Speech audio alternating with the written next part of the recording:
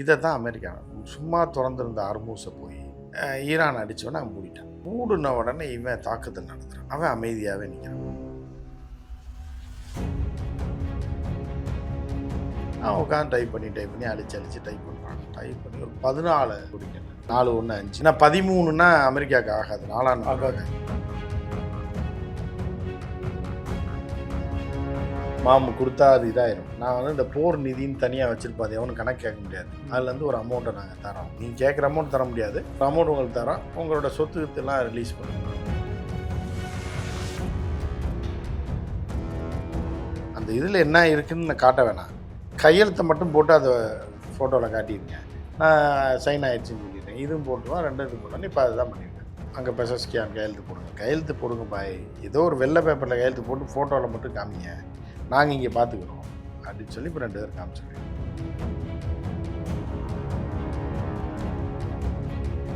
இப்படி பல்வேறு லாஸ் ஆகி ட்ரம்ப்புக்கு அவமானத்து மேலே அவமானம், அமெரிக்காவுக்கு பெரிய கேவலம், வல்லரசுன்ற நிலை இழந்து ரொம்ப கேவலமான நிலைமை போயிடுச்சு. ஸோ அதனால டக்குன்னு ஒரு அக்ரிமெண்ட் முடிச்சு.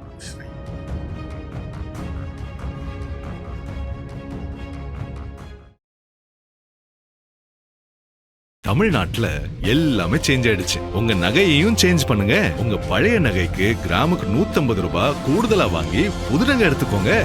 அதே கம்மி சேதாரம் தான் உங்க லலிதால மட்டும்தான். சிடாசிஸ் தமிழர் 4.0 அணிகளாய் திரள்வோம், அமைப்பாய் உயர்வோம். ஜூலை 24-25 ஹில்டன், சென்னை. உலக தமிழர்களுக்கு வணக்கம். இது கிங் டிவி. இன்றைய நிகழ்வில் நம்மோடு மூத்த பத்திரிகையாளர் திரு உமாபதி அவர்கள் இணைகிறார்கள். சார் வணக்கம் சார்.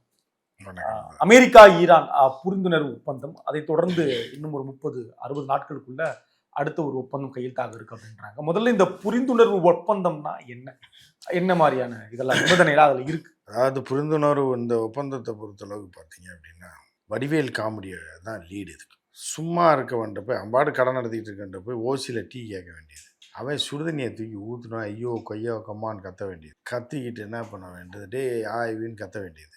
ஒன்று அவன் கடையை அடைக்கிறான். கடையை அடைச்ச உடனே இவன் பயந்துருவான். என்னடா ஊசி டீ கேட்டதுக்கு சுடுதண்ணியை வேற ஊற்றி வரட்டி விட்டான், கடையை வேற அடைக்கிறான், இப்போ நம்மளை அடித்து கொல்ல போகிறானோன்னு பயத்தில் இருப்பான். அவன் என்ன பண்ணானே, யாருன்னா இந்த பரதேசி நம்மகிட்ட வந்து ஓசி டீ கேட்டால் சுடுதண்ணியை வேற ஊற்றி விட்டான் மேலே, இவன் வந்து நம்மளை கடையை அடிச்சு வைக்கணும், பெரிய ரவுடியாக இருப்பானோ அப்படின்னு நினைப்பான்னு சொல்லி இவன் நினைக்கும்போது கடையை சாத்திட்டு அவன் துண்டை போட்டு நிற்கிறான் ரெடியாக. உடனே இவன் நிற்கிறான்னா ஒன்று அவன் அந்த பக்கம் ஓடுனா இவனுக்கு அடிமை, துரத்திட்டு வந்தான்னா இவன் அவனுக்கு அடிமை. இதுதான் அந்த காமெடியோட கான்செப்ட். இதை தான் அமெரிக்கா சும்மா திறந்திருந்த அர்மூஸை போய் ஈரான் அடித்தவொடனே அவன் மூடிட்டான். மூடின உடனே இவன் தாக்குதல் நடத்துகிறான். அவன் அமைதியாகவே நிற்கிறான். சரி, கடை அடைச்சிட்டு அந்த பக்கம் ஓடுவான்னு பார்த்தா ஓட மாட்டான். சரி, நம்மளை துரத்துவான்னு பார்த்தா அதுவும் பண்ண மாட்டான். இப்படியே நின்றுக்கிட்டே இருக்கான் கொஞ்ச நாள். இப்போ இவனை துரத்தாமல் என்ன பண்ணுறான்னா அக்கம் பக்கத்தில் உள்ள கடைக்காரனெல்லாம் அடிச்சு நொறுக்கிறான். அவன் இவன்கிட்ட வரமாட்டான், சைடில் எல்லாத்தையும் அடித்து நொறுக்கிறான்னு இவன் அலறான். ஏன்னா இவனுடைய முதலீட்டில் தான் அந்த கடையெல்லாம் நடந்துகிட்டு இருக்கு. அடித்து நொறுக்கணுன்னு என்னடா நம்மளை கை வைக்க மாட்டா நம்மளையும் கை வச்சுட்டாங்க. கை வச்ச உடனே இப்போ எப்படியா நிறுத்தி ஆகணுன்னொடனே சரி ஒரு அக்ரிமெண்ட்டை போடுங்க அப்படின்னு சொல்லி ஒரு அக்ரிமெண்ட்டை போட்டுருக்காங்க. போட்டு இவங்களா வெள்ளை பேப்பர் வாங்கி டைப் பண்ணி அமெரிக்கா அதில் வந்து பாகிஸ்தான்காரனை கூப்பிட்டு, பாகிஸ்தான்காரன் தான் டைப்பிஸ்ட். அந்த இது பத்திரம் எழுதுற உட்காந்துருப்பாங்க. ரிஜிஸ்டர் ஆஃபீஸில் இல்லை, கலெக்டர் ஆஃபீஸ் வாசலில் டைப் பண்ணுற குரூப் உட்காந்துருப்பாங்க. ஏதாவது போய் சொன்னீங்கன்னா டைப் பண்ணி பிரிண்ட் அவுட் எடுத்து கையில் கொடுத்துருவாங்க. அது தமிழுக்கு வந்து 20 ரூபா வாங்குவாங்க, இங்கிலீஷுக்கு 5 ரூபா தான் வாங்குவாங்க. சரி, அந்த இப்போ வந்து எவ்வளோ வாங்குறாங்கன்னு தெரியல. இப்போ இங்கிலீஷுக்கு 10 ரூபாயும் பக்கத்துக்கு 10 ரூபா வாங்க மாட்டாங்க, கூட தான் வாங்குவாங்க. 40 ரூபா வாங்குறாங்க. இப்போ தமிழுக்கு 40 ரூபா, இங்கிலீஷுக்கு 20 ரூபா. அந்த மாதிரி பாகிஸ்தான்காரன் வந்து அந்த கடை வாசலில் டைப்பிங் மிஷினோட உட்காந்துருக்கான், பழைய மிஷினோட. கமிஷன் உண்டா அவனுக்கு? அவனுக்கு ஏதாவது தருவாங்க இல்லை, அவனுக்கு கடைசியாக தருவாங்கன்னு இருக்காங்க, எல்லாம் முடியட்டும். அப்புறம் வந்து என்ன பண்ணுறான் அவன் வந்து ஒரு ஏதாவது ஒரு 10-15 டைப் பண்ணிவான். அவன் உட்காந்து டைப் பண்ணி அழிச்சு டைப் பண்ணுறான். டைப் பண்ணி ஒரு 14 கோரிக்கைங்க, 4-1-5. ஏன்னா 13ன்னா அமெரிக்காவுக்கு ஆகாது, 4ஆம் நம்பர் ஆகாது. நம்ம ஊர்லேயே 13 ஆகாது, 13ஆம் நம்பர் வீடுன்றாங்க. 4ஆம் நம்பர் 13ஆம் நம்பர் அமெரிக்காவில் ஆகாதனால 14 போட்டு இப்போது கோரிக்கையை 2 உடச்சி 14 போட்டு டைப் பண்ணி ஈரானுக்கு அனுப்புகிறாங்க. இல்லை, ஈரான்காரன் நான் சண்டை நிறுத்துறேன்னு சொல்லவே இல்லையே உன்ட்ட, எதுக்கு நீ இதை அனுப்புகிற, நீ அடி பார்க்கலாம் அப்படின்ட்டு. அப்புறம் பாகிஸ்தான்ல இருந்து அவங்க போய் கெஞ்சி கூத்தாடி பாய் என்ன நீங்கள் அப்படி நான் சொல்கிறேன் அவனை விடுங்க என்ன பாருங்க பாய், என்ன பாருங்க நான் உங்களுக்கு எல்லாம் பண்ணித்தரேன் வாங்க பாய். உங்களுக்கு தான் நாளைக்கு அணு ஆயுதம் வேணும்னா கூட நான் உங்களுக்கு பண்ணித்தரேன் விடுங்க இப்போ உதைக்கி கொஞ்சம் பேசிட்டோம் முடிச்சு விடுங்க அப்படின்ட்டு சரி அப்படின்னு கையெழுத்தை போட்டுறீங்க. அப்போ கையெழுத்து நாங்களாம் நேர்லலாம் வர மாட்டோம். ட்ரம்ப் மூஞ்சியை பார்த்தாலே என்னென்ன இது ட்ரம்ப் மூஞ்சியை பார்த்தாலே எதுவுமே விளங்காமல் போயிடும். அவனெல்லாம் அங்கே பார்க்க மாட்டோன்னொடனே சரி நீங்கள் பார்க்க வேணாம், சரிங்க, அந்த ஆள் அங்கே உட்காந்து கையெழுத்தை போட்டு கேமராவில் காட்டுவார். சரி, நீங்கள் இங்கே கையெழுத்தை போட்டு கேமராவில் காட்டுங்க, 2 இது கையெழுத்து ஆயிடுச்சுன்னு நம்ம சொல்லிடுவோம், சண்டையை நிறுத்திடுவோம். அப்போ ஒன்று அவன் கேட்குறான் இந்த காசு கொடு எனக்கு கையெழுத்து போகிறோம், இந்த லாஸ் ஆனதுக்கெல்லாம் காசு கொடு. உடனே பாகிஸ்தான் சொல்ல நீங்களும் தானே பாய் அடிச்சிங்க, சவுதியை காலி பண்ணிருக்கீங்க, துபாயை மொத்தமாக முடிச்சு விட்டீங்க, கத்தார் அதெல்லாம் பேசாது, எங்கள் ஊர் அவன் அடித்ததுனால தானே அடித்தோம், அவங்க அப்படி கேட்குறாங்க அப்படின்னானே. அப்போ வேணாம் விடு, யார் நான் எதுக்கு ஒப்பந்தத்துக்கு வரேன், வா சண்டை போட்டுக்குவோம் போட்டு சரி சரி கோவப்படாதீங்க எனக்கு நான் பேசுகிறேன் சொல்லி வசூல் பண்ணிக்கலாம். ட்ரம்ப்கிட்ட பேசும்போது ட்ரம்ப் என்ன சொன்னால் நேரடியாக மாமு கொடுத்தா அது இதாயிரும், நான் வந்து இந்த போர் நிதின்னு தனியாக வச்சுருப்போம், அது எவனும் கணக்கு கேட்க முடியாது, அதுலேருந்து ஒரு அமௌண்ட்டை நாங்கள் தரோம், நீங்கள் கேட்குற அமௌண்ட் தர முடியாது, ஒரு அமௌண்ட் உங்களுக்கு தரோம், உங்களோட சொத்துக்கெல்லாம் ரிலீஸ் பண்ணுறோம். அப்போ ஈரானில் உட்காந்து பார்க்குறாங்க, நம்ம 20-30 வருஷமாக கத்திட்டு கிடக்கோம், நமக்கு தடை பண்ணி வச்சுருந்தா இப்போ போட்டு அடின்னு அடித்த உடனே ஒவ்வொன்றா ரிலீஸ் பண்ணுறேன்னு அவனே வந்து நம்மளை அடிச்சுட்டு திருப்பி தெரிச்சு ஓடி போய் உனக்கு இது தரேன் அது தரேன் இது தரேன்றான்.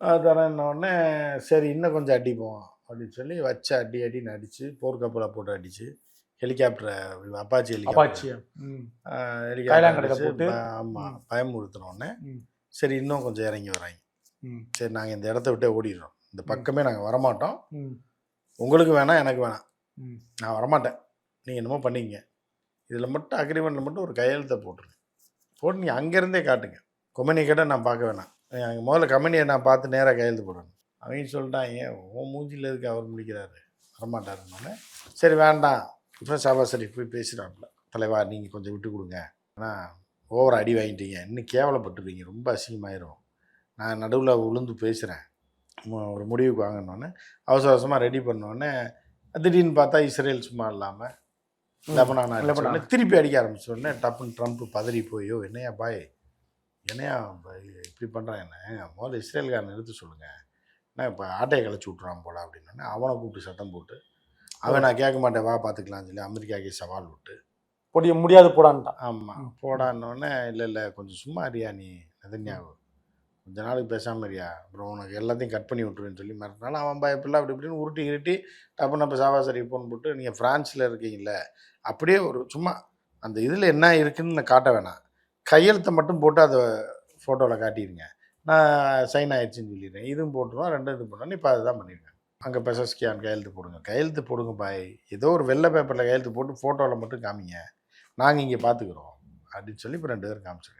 ஈரானுக்கான வெற்றி அப்படின்ற ஆமாம் ஈரானுக்கான வெற்றி தான். அப்புறம் ஒரு வல்லரசு பயந்துட்டு வந்துட்டு போர்க்கப்பல்லாம் திருப்பி எடுத்துகிட்டு போகிறான் அப்படின்றதே அவனுக்கு தோல்வி தானே. அது அடி மேலே அடி வாங்கியிருக்கான், போர்க்கப்பல் ஓட்ட விழுந்து போச்சு, அப்பாச்சி ஹெலிகாப்டர் சும்மா ஒரு ட்ரோனை வச்சு அடிச்சுட்டாங்க கல்லெடுத்து எரிஞ்ச மாதிரி, இப்படி பல்வேறு லாஸ் ஆகி ட்ரம்ப்புக்கு அவமானத்து மேலே அவமானம், அமெரிக்காவுக்கு பெரிய கேவலம், வல்லரசுன்ற நிலை இழந்து ரொம்ப கேவலமான நிலைமை போயிடுச்சு. ஸோ அதனால டக்குன்னு ஒரு அக்ரிமெண்ட்டை போட்டு முடிச்சிட்டாங்க.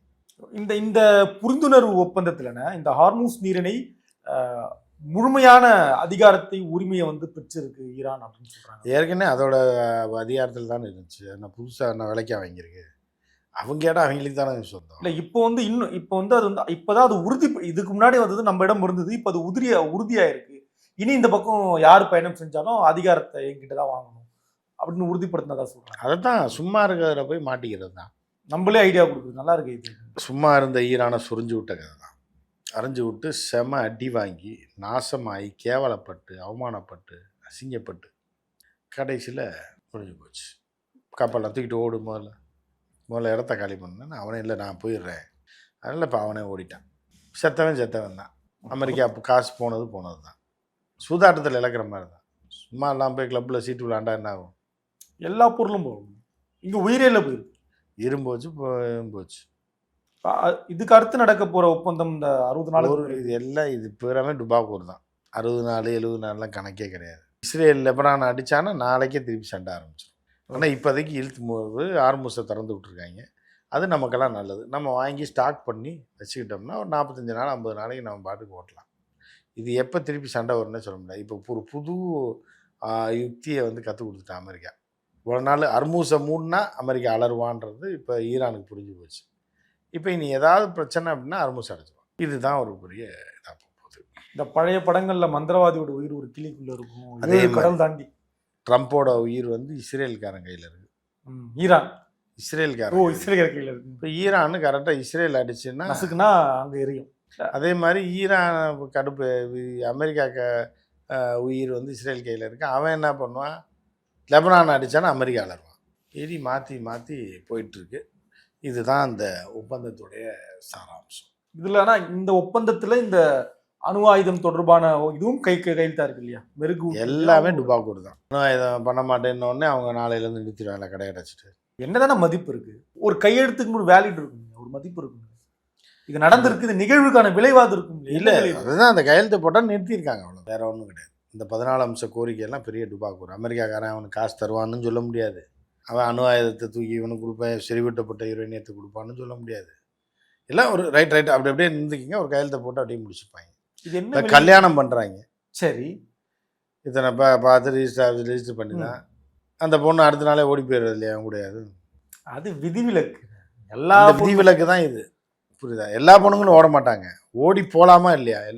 என்னம்மா இப்படி பண்ணுற நீ? ரிஜிஸ்ட்ரார் எவ்வளோ பெரிய ஆள், அவர் பரீட்சை எழுதி பாஸ் பண்ணி இவ்வளோ பெரிய பதவியை வாங்கி இவ்வளோ பெரிய டேபிளில் உட்காந்துருக்காரு. அவர் முன்னாடி இவங்க தாத்தா இருந்தார், இவங்க சித்தப்பா இருந்தார், உன் ஃப்ரெண்டு உங்கள் அப்பா இருந்தார், எல்லாம் இருந்தார். எல்லாரும் முன்னாடி தானம்மா அவனை மாலை மாற்றி ஃபோட்டோலாம் அவர் எடுத்து வச்சுருக்கோம், வீடியோ எடுத்து வச்சுருக்கோம். இவ்வளோ தூரம் பண்ணும்போது நீ தானம்மா கையெழுத்து போட்டு அந்த ஈரம் காயறதுக்கு முன்னாடி இன்னொருத்தனோட ஓடிட்டேம்மா அப்படிங்கும்போது என்ன ஆகும்? ஒரு இரவு கடந்த பிறகு இரவில் என்ன நடந்ததுன்னு யாருக்கு தெரியும்? அப்போ வந்து என்ன ஆகுதுன்னா, இது எது நடக்கும்னு இந்த உலகத்தில் எதுவுமே சொல்ல முடியாது. அதே மாதிரி தான் இந்த ஒப்பந்தம். அதே மாதிரி கல்யாணம் பண்ணி கொடுத்த பெங்களூர்லலாம் ஒரு கல்யாணம் நடந்தது. ஒரு பெரிய தொழிலதிபர், ஆயிரக்கணக்கான கோடிகள், நூற்றுக்கணக்கான கோடிகள் செலவு பண்ணி பண்ணாங்க. ஒரே வாரத்தில் டைவர்ஸ். யாராவது கனவுல நினச்சி பார்த்துருப்பாங்களா? ஸோ அது மாதிரி தான் இது. கையெழுத்து போட்டிருக்காங்க, அது ஒரே வாரத்தில் முடியலாம், இல்லை வாழ்க்கை பூரா இருக்கலாம். 50 வருஷம் ஒன்றா வாழ்ந்து பிள்ளையை பெற்று வளர்த்து படிக்க வச்சு அமெரிக்காவுக்கு அனுப்புகிற மாதிரியும் ஆகலாம். ஆனால் அந்த அளவுக்கு ஆகாது. வேண்டா விருப்பத்துக்கு புள்ளியை பெற்று காண்டாமருக்குன்னு பேர் வச்ச மாதிரி இருக்கும். நன்றிண்ணே. தமிழ்நாட்டுல எல்லாமே சேஞ்ச் ஆயிடுச்சு. உங்க நகையையும் சேஞ்ச் பண்ணுங்க. உங்க பழைய நகைக்கு கிராமுக்கு 150 ரூபாய் கூடுதலா வாங்கி புது நகை எடுத்துக்கோங்க. அதே கம்மி சேதாரம் தான் உங்க லலிதால மட்டும்தான். சிட்டாசிஸ் தமிழர் 4.0 அணிகளாய் திரள்வோம், அமைப்பாய் உயர்வோம். ஜூலை 24-25 ஹில்டன், சென்னை.